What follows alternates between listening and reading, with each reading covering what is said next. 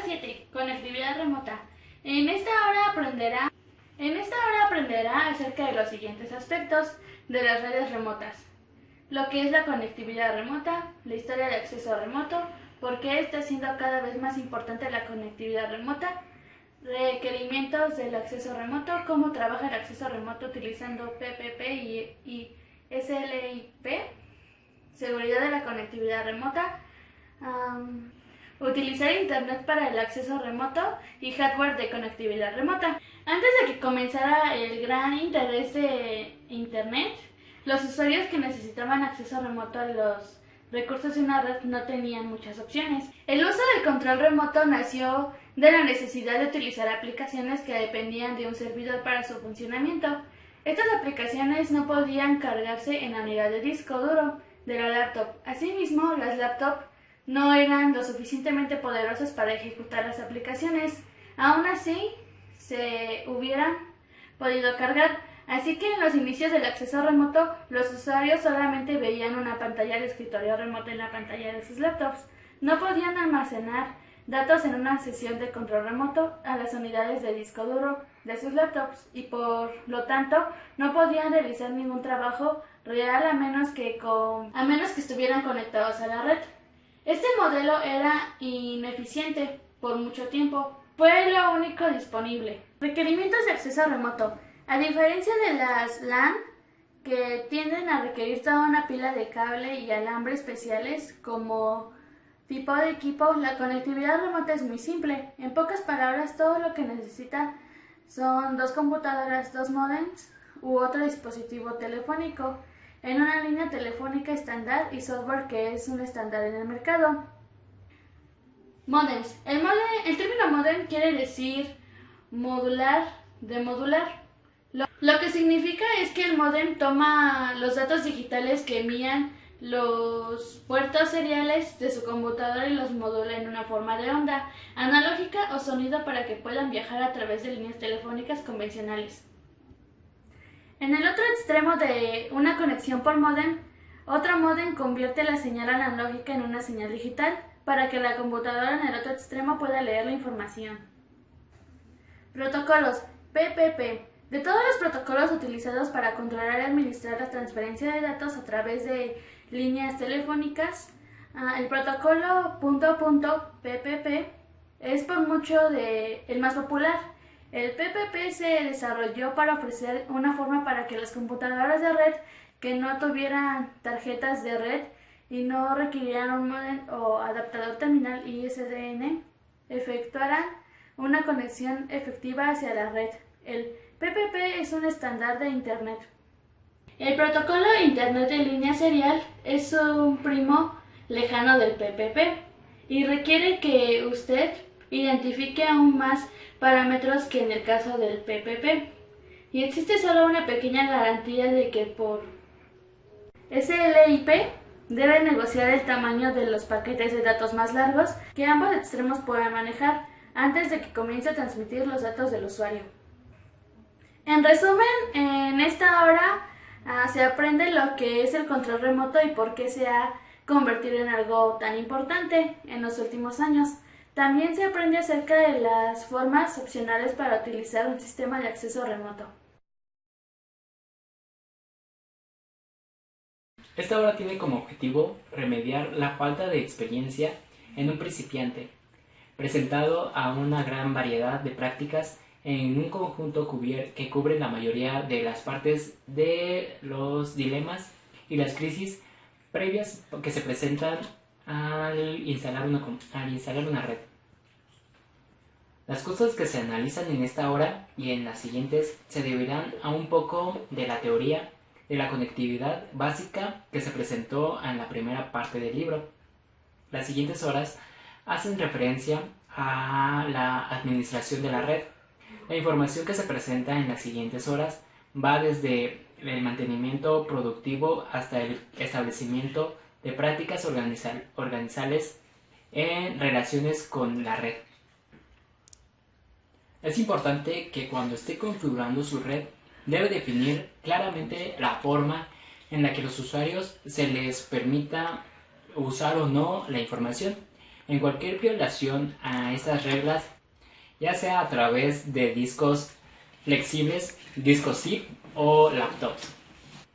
Ya sea a través de discos flexibles, discos RIP, laptops o correos electrónicos. También pueden ser las páginas web u otras partes de la red. Es importante y debe ser castigada con sanciones que incluyan el despido de acciones legales. La conectividad en redes cambia rápidamente. Sin embargo, si planea un sistema de acuerdo a ciertos lineamientos, no siempre tendrá que soportar el esfuerzo de que significa ese cambio. Al construir una red, y aún si hubiera un plan, la única constante en la realidad es el cambio.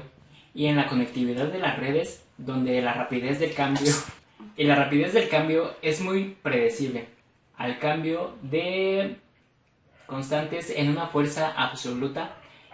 Eso podría pasar al construir una red si tuviera un plan. La única constante en la realidad es el cambio y la conectividad en la red, donde la rapidez del cambio es muy predecible.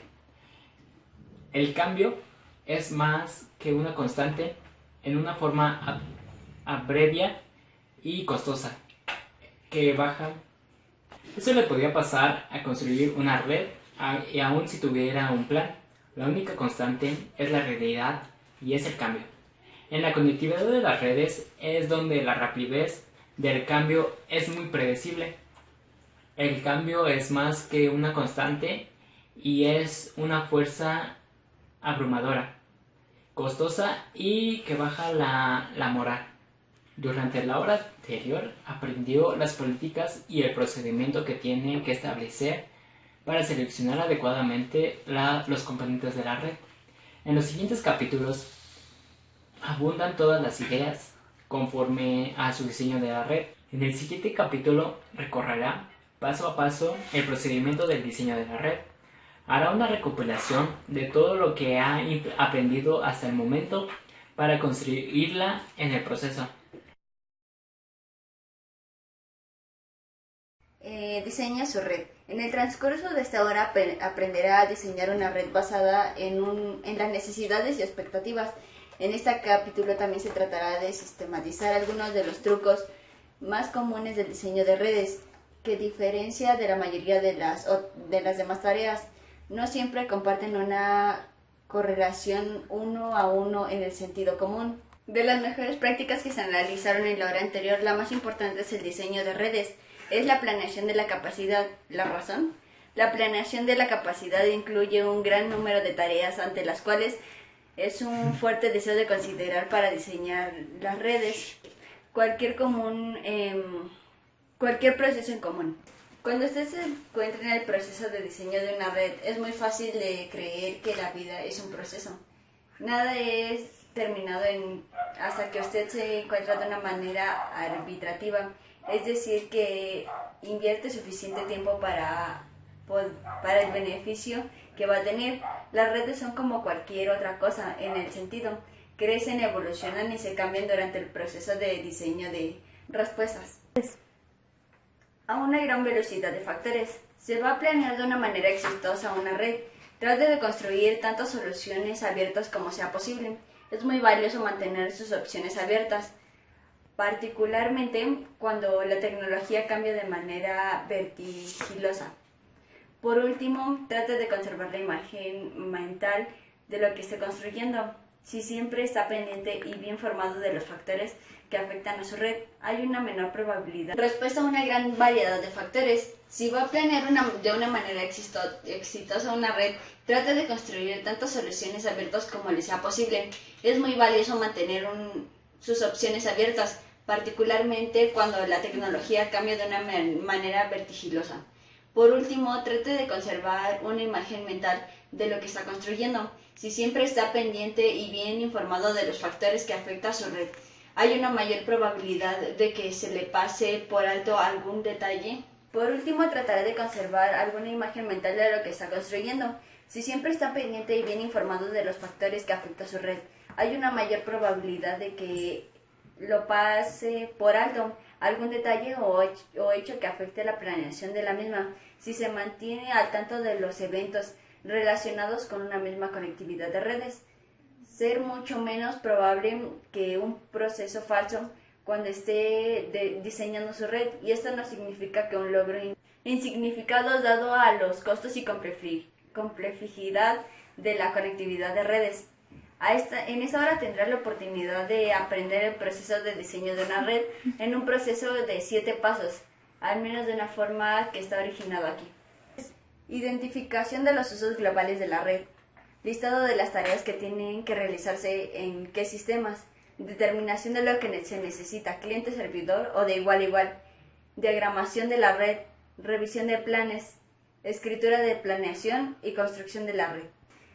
Dice cada uno de estos temas detalladamente y en resumen es una hora que se analizó el proceso a través del cual se diseñó una red. En las siguientes horas se estudiará algunas de las partes específicas del diseño de una red, incluyendo la relación del tipo de hardware de una red, el sistema operativo de la red y el protocolo de la red.